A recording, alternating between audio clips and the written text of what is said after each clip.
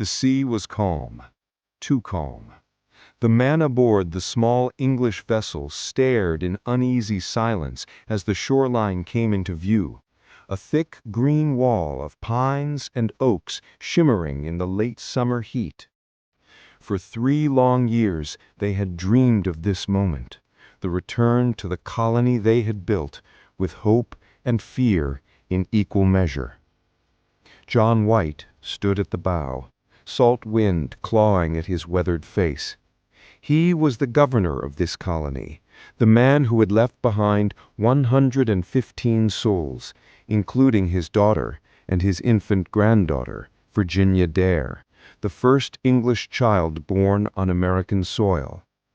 Now, as the tide carried them closer, he felt the familiar tightening in his chest. He had left them supplies.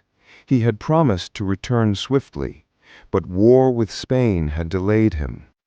3 years of storms, battles, and bureaucracy, and silence. Not a single word from Roanoke since 1587. White's heart pounded as the men rowed ashore. The sand was scattered with footprints, not fresh, but old. The palisade they had built still stood, though vines had begun to creep up its sides. The gates were closed. Birds shrieked overhead as if warning them back. "Governor White!" one of the sailors shouted. He was pointing at something carved into a weathered post near the entrance. A single word, deep, deliberate, unmistakable. CROATOAN. White froze. It was the agreed signal. If the colonists ever moved to a safer location, they would carve that word into wood. If they were in danger, they would add a cross above it.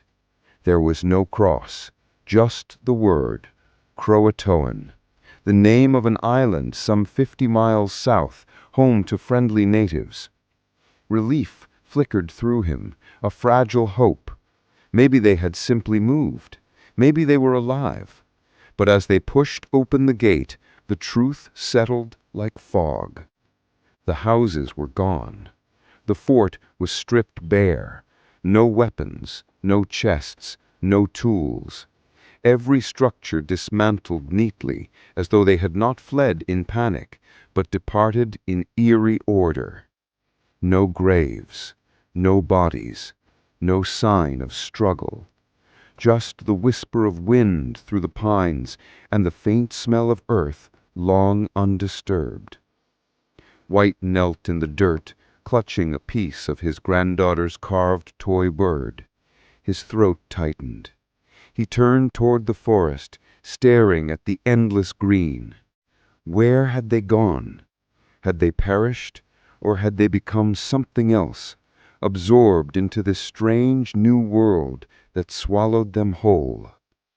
He ordered the men to set sail for Croatoan Island, but a storm rose that night, fierce, unrelenting, forcing them back out to sea. The ship was damaged, the crew terrified. They begged to return to England. White resisted, but the winds made the decision for him. He would never set foot on Roanoke again. No one would. And the colony, 115 men, women, and children, would vanish into history, leaving behind only a single word carved in wood.